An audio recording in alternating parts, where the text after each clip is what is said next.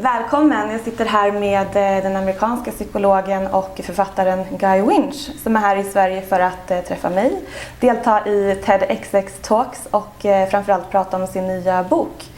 Och det handlar om ett väldigt aktuellt och viktigt ämne, emotional first aid, hur vi kan ta hand om våra känslor, vårt inre på bästa sätt.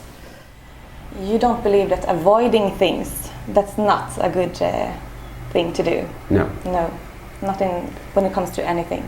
Well, some things. In other words, there's some exceptions, but in general, when you are avoiding something because it makes you feel bad, or because it makes you feel anxious, or because it makes you feel worried, all that does is it makes that thing that you're avoiding seem more worrisome, and it makes you more anxious. You know, phobias develop slowly. You know, nobody starts with a phobia about an elevator, but they're in an elevator and it shudders a little bit, and then they're a little bit worried, so they take the stairs.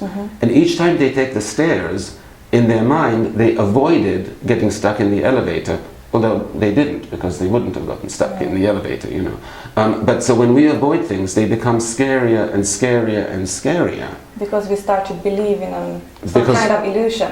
Right, we're building it up as something that we can't cope with. And when you're telling yourself, I cannot cope with the fear of the elevator becomes very scary. As opposed to, I'll get in, I'll take deep breaths, and oh, you know what, it was okay, that reduces the fear.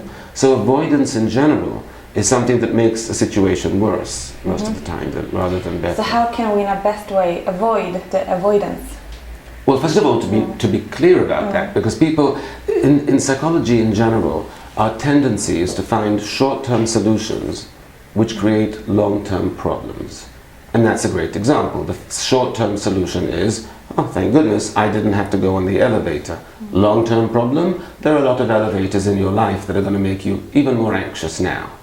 So we have to be aware in terms of our psychology that if we know that, then we can say to ourselves, it's best I take the elevator now, because now is the least scary it's going to be. If I don't take it, it only gets scarier from here on. So why not face it when it's least scary? Yeah.